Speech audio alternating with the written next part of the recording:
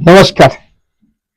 33% আর 60-70% কেন বলছি কথাটা মিলিয়ে নেবেন আমার কথা, কারণ আমরা যে পশ্চিমবঙ্গে বসবাস করি তার একটা উপমায় দেওয়ার জন্য আমাদের প্রতি কি হলো দেখাবো আপনাদের সকলকে।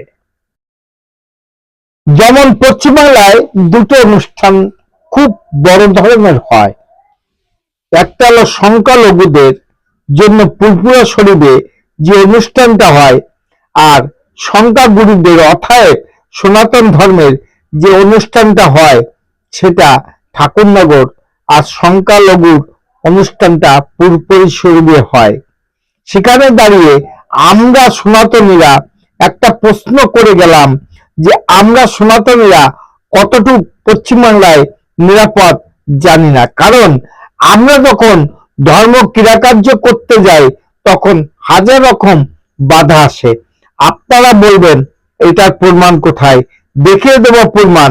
পশ্চিমবাংলায় দাঁড়িয়ে আমাদের সনাতন ধর্মের ক্রিয়াকর্মের মধ্যে আমাদের রাজ্যে মুখ্যমন্ত্রী কখনো কোনোভাবে সেখানে কোনোভাবে উপস্থিত হয় না, কিন্তু সংখ্যালঘুদের প্রতি যে অনুষ্ঠানগুলো আছে, যে উৎসবগুলো আছে, সেখানে তিনি পৌঁছে যায়।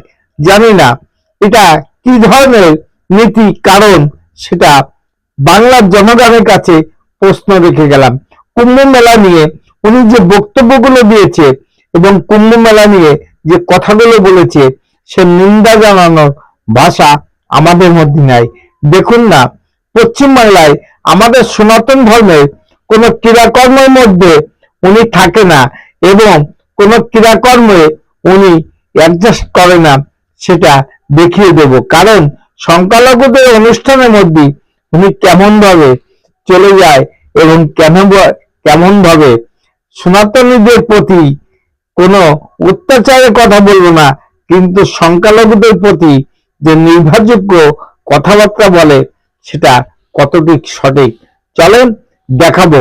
দেখানোর আগে একটা অনুরোধ করব, আমরা সনাতনীরা এক হতে চাই কি না। যখন তিনি নিজে রাজ্যের বিধানসভায় দাঁড়িয়ে কৌশলে উস্কে দেন, তখন তার পুলিশ সামান্য চুরি ডাকাতি সামলাতে গিয়ে নাজেহাল হয়ে যায়। মুখ্যমন্ত্রী উস্কানিতে যদি সত্যি সত্যি অঘটন ঘটে, সেই পুলিশ দিয়ে তিনি সামলাতে পারবেন তো?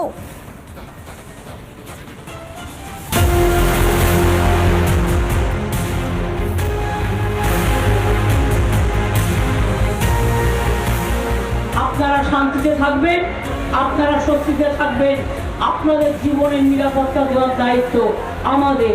তার কারণ আমরা থাকতে আপনাদের কেউ কোনো রকম অত্যাচার করতে পারবে না।